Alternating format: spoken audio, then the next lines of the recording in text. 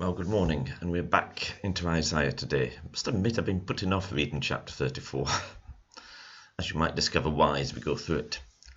However, I want it's part of the Bible, so we should read it anyway. But then after this, the news gets generally an awful lot better.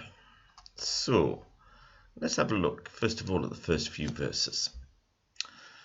And the title heading will give you a clue of what's to come.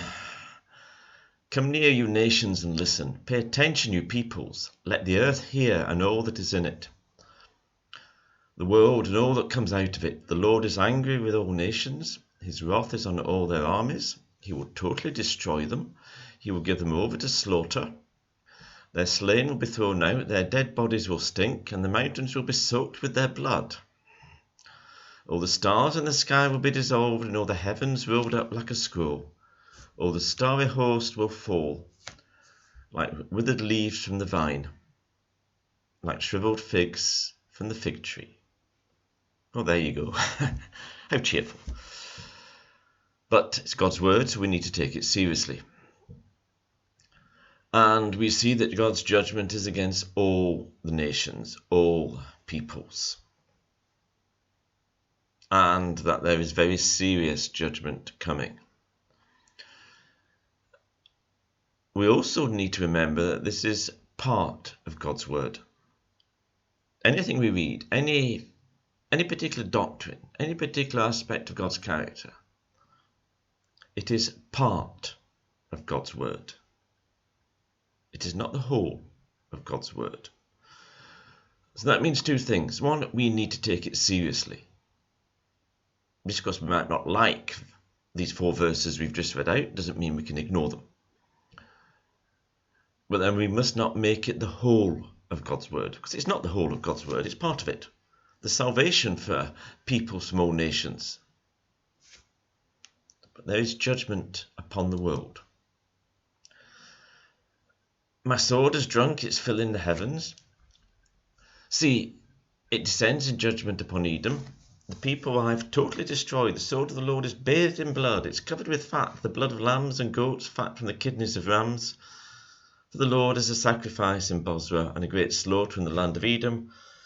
And the wild oxen will fall with them, the bull calves and the great bulls. The land will be drenched with blood, and the dust will be soaked with fat. I hope you're not having your breakfast just now.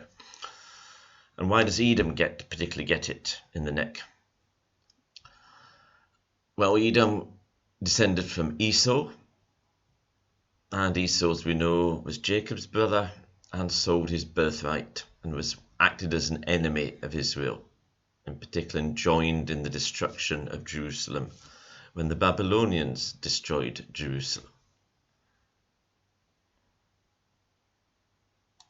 Anyway, let's move on.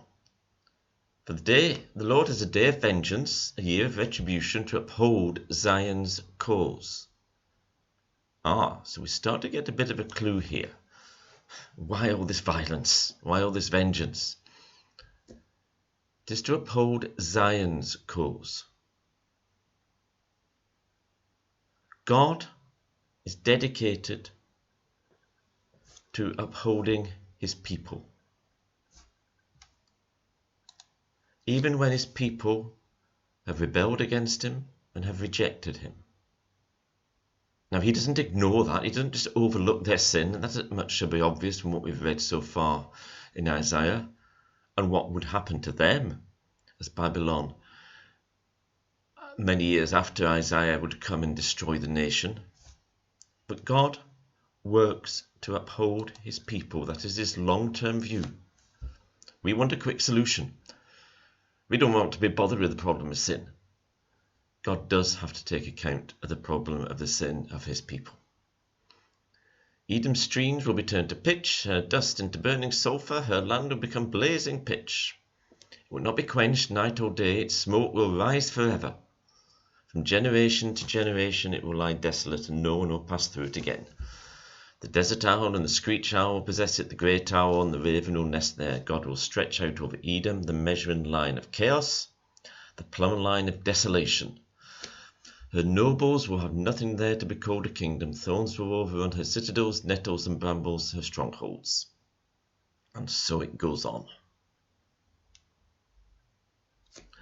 All kingdoms of the world will fall. That's the long and the short of it. And he says, if you read the last two verses, look in the scroll of the Lord and read. None of these will be missing, not one will lack her mate, for it is his mouth that has given the order, and his spirit will gather them together. He allots their portions, his hand distributes them by measure. They will possess it forever and dwell there from generation to generation. That's talking about the owls, by the way. So,